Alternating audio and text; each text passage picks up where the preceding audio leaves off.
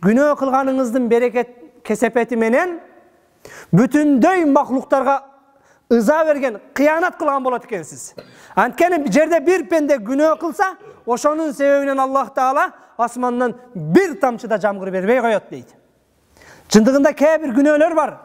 Ал күнөөлөрдү кылган инсан үчүн Аллах Таала асмандан бир тамчы жамгыр түшүрбөй коюш керек эле.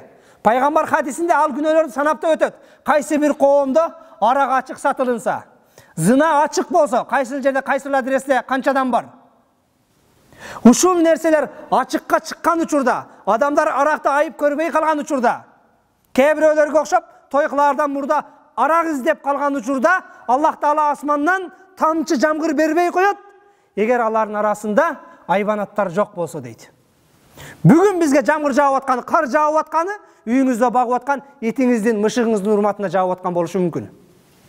Биз пайгамбар хадисте айтып, кимде ким кайсыл коомдо ушул күнөөлөр табылса, Аллах асмандан бир тамчы жамгыр бербей коет деген күнөөлөрдүн түрү менен бир эле жол эмес, кайра жасадык.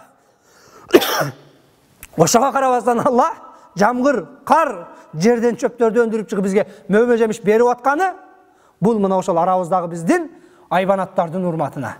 Анткени эч бир ит Кудайга күнөө кылбайт экен. Эч бир эшек бизге окшоп арак ичпейт экен.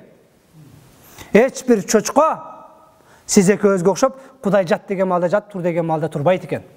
Алар мына ошол өзүнүн жараткан миссиясын так аткарат экен. Бир гана инсан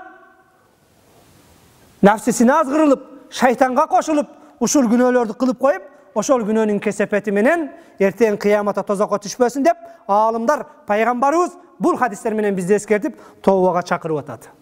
Фафирру илаллах.